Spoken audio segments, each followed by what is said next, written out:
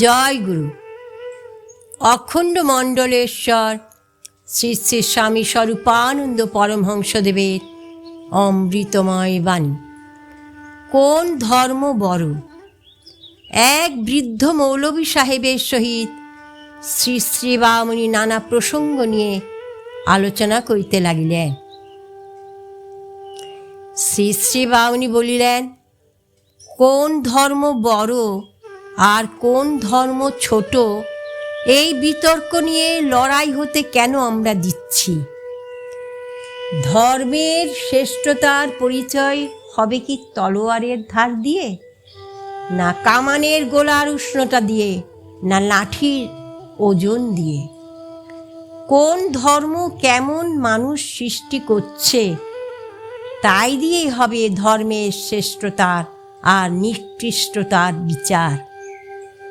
বীজের শ্রেষ্ঠত্বের প্রমাণ হবে তার ফলকে দিয়ে, ধর্মের শ্রেষ্ঠতার প্রমাণ হবে সেই ধর্মাবলম্বী ব্যক্তিদের শ্রেষ্ঠতা দিয়ে।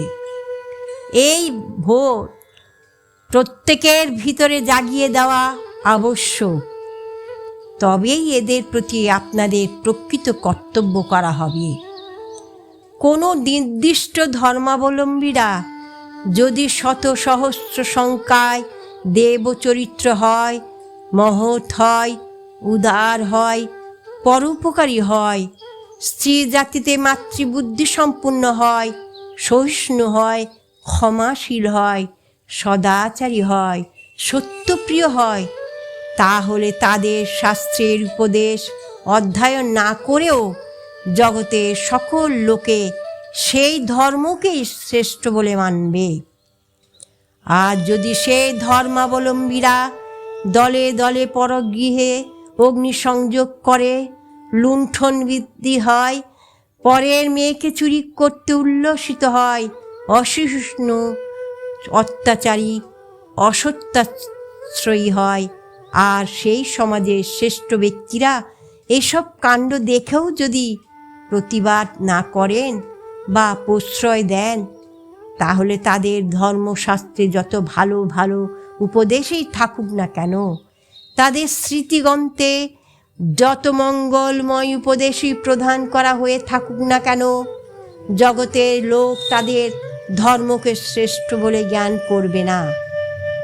এই কথাটি স্বধর্মী মাত্রকেই বুঝিয়ে দেওয়া আমাদের কর্তব্য। তাতেই নিজ ধর্মকে বড় বলে প্রমাণ করবার সুযোগ এবং অধিকার আমাদের বৃদ্ধি হবে।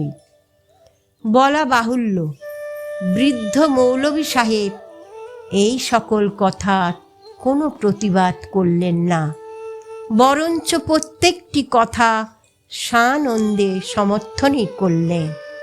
ওম শান্তি।